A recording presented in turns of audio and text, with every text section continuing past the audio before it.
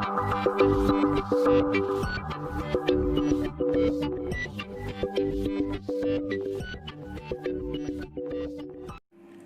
students, today we'll discuss about the computational thinking and how to start Python programming. Okay, so we'll start how to start Python programming and computational thinking.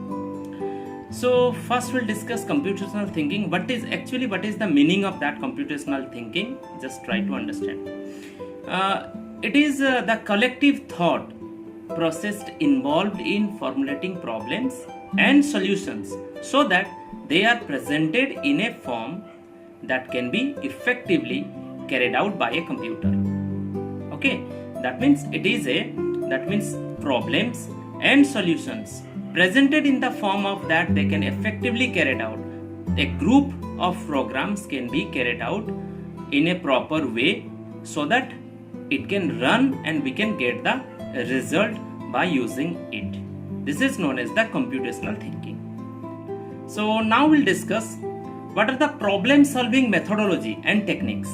Okay, just to develop an efficient and effective programs, we should adopt a proper problem solving methodology and use appropriate techniques. So I'm telling you some methods and techniques to develop a good programs.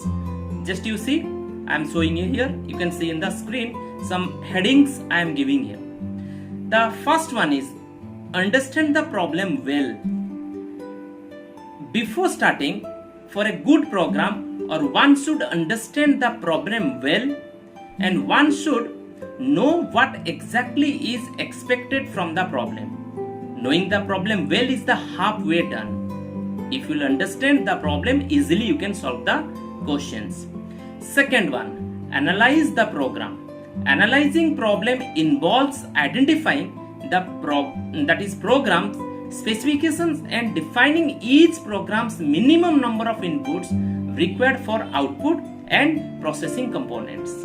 You have to analyze the program. What is the main use of that? What is the main concept of that? So you have to analyze.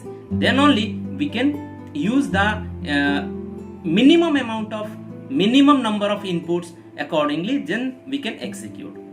Next one is code program. Okay. So this step is the actual implementations of the programs. In this program, algorithm is translated into programming language. In this, it is essential to decide which technique or logical will be more appropriate for the coding. Okay. Next one we'll discuss, that is test and debug programs. Debug means finding error. Bug means error. Debug means finding errors. Once the solution algorithm is coded, the next step is to debug the programs. Testing is the process of finding errors in the program, and debugging is of correcting the errors. Already I have told you. Okay, so the developed program is put to test in different conditions and verified at the different levels for its proper and efficient working. Okay, next. So these are the main 4 steps are there. So in this by this technique, so we can develop a good programs.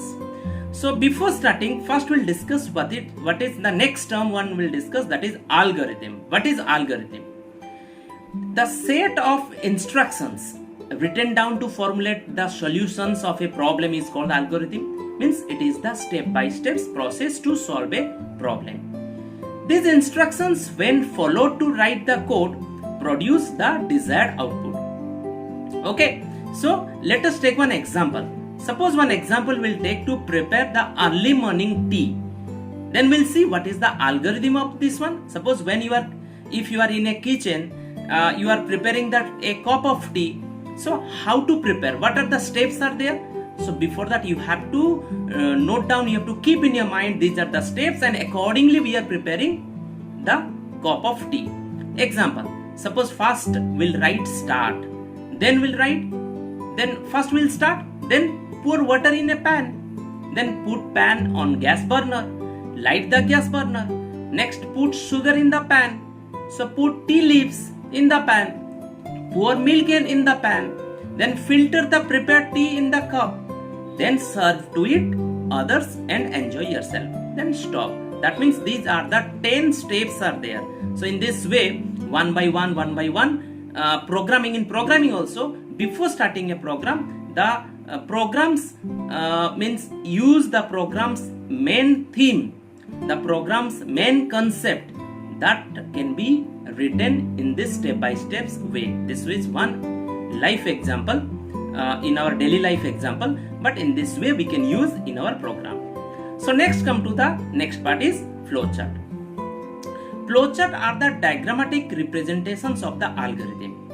It uses some symbols to illustrate the starting and ending of the program along with the flow of instructions involved in the program. So many symbols we are using. That symbols, by using the symbols or by using the diagrams, we are defining the flowcharts. We are defining the concept of the programs by using the help of the diagrammatic representation, which is known as flowchart. Okay, just you see the screen. The first symbol I am using, that is called start and stop, or we can say start end also. Okay, it is known as the terminator symbol. It indicates where the flow starts and ends, whether we are starting the flowchart or not. It can be used at the start as well as at the end. Next one you see, that is called process box. Process box means any calculations. You can say it is an action symbol. It represents a process action or a single steps. So whatever the calculations are there, we can keep within the process box, or any assignment operator we are using, we can keep in process box. Rectangular shape box is known as process box. Next is see the symbol decision box. It is which is known as the branching point. Usually the two output is coming, two outputs. One is yes and one is no, or we can say true or false. According to the questions, one input will be there but two outputs will come.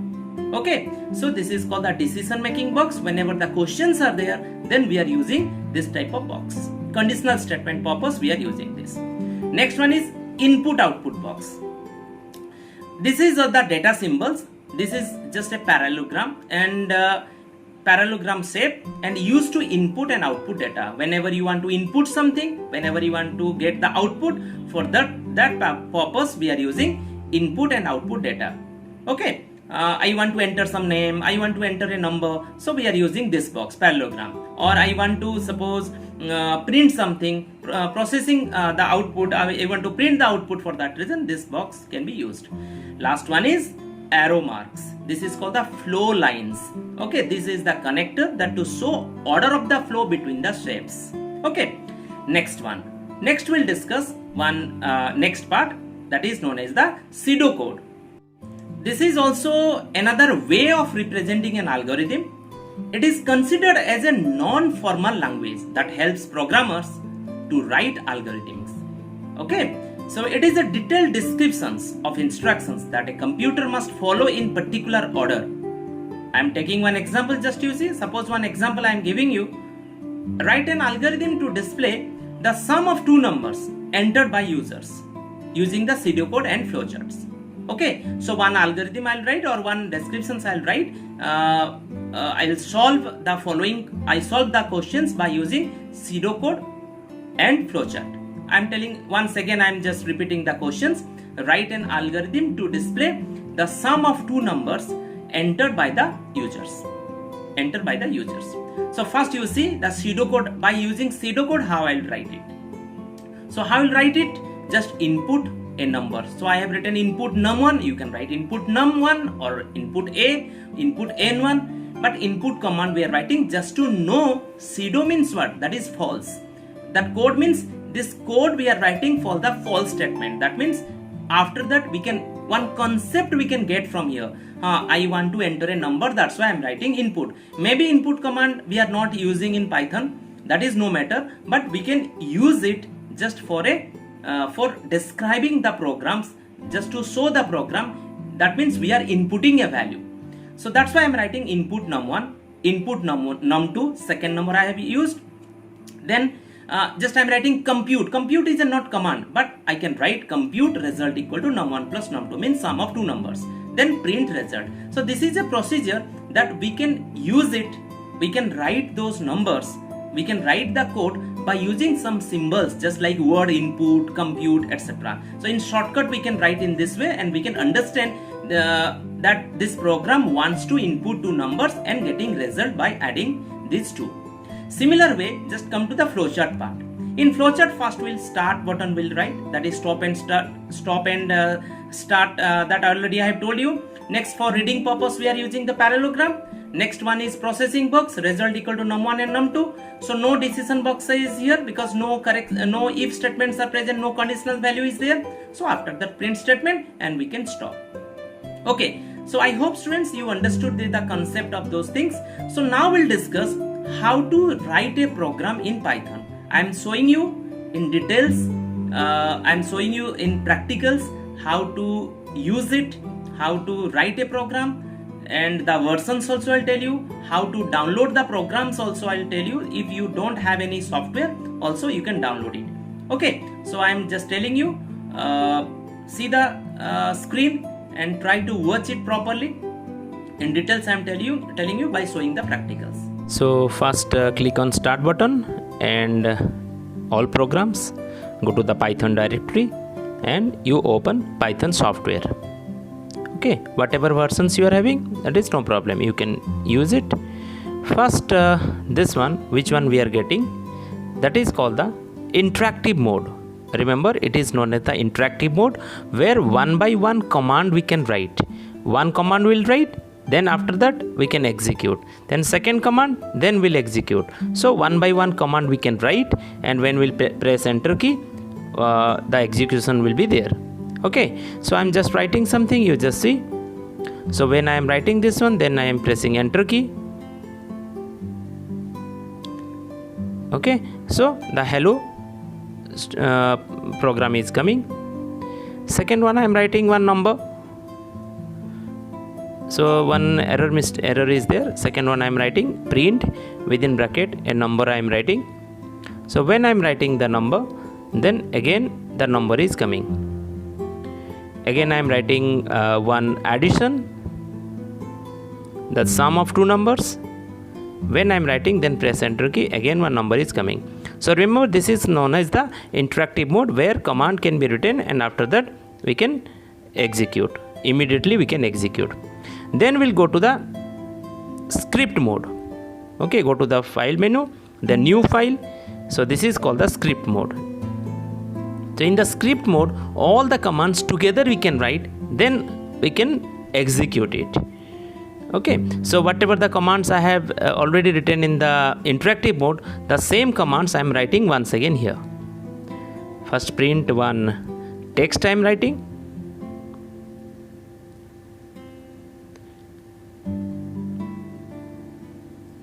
Then after that print one number.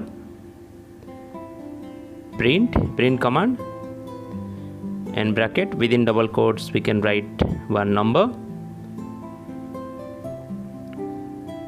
Next we can write the sum of two numbers, any two numbers. Same commands, whatever we had written in the interactive mode, the same commands we can write here together. All together we can write, but in that case we are writing separately, and after writing press enter key to execute. So we are writing here some text also I am writing, then enter key, I am writing another text here. After writing that one, then you have to save it. Either you can click on the shortcut key is F5, or we can go to the file menu and select save options. So now our coding part is over.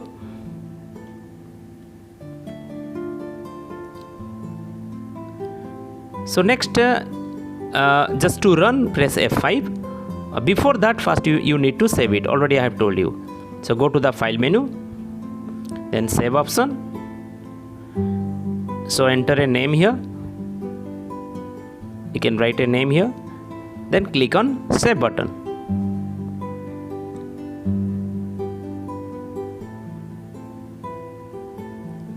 Click on save button.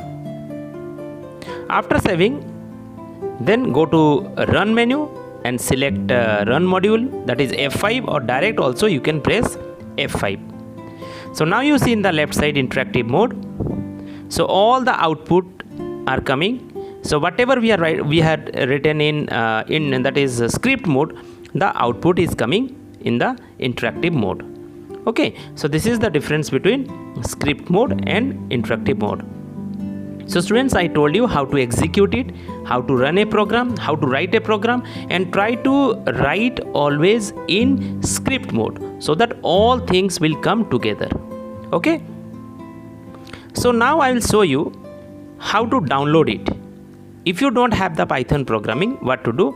In the address bar, you write www.python.org, then press enter key.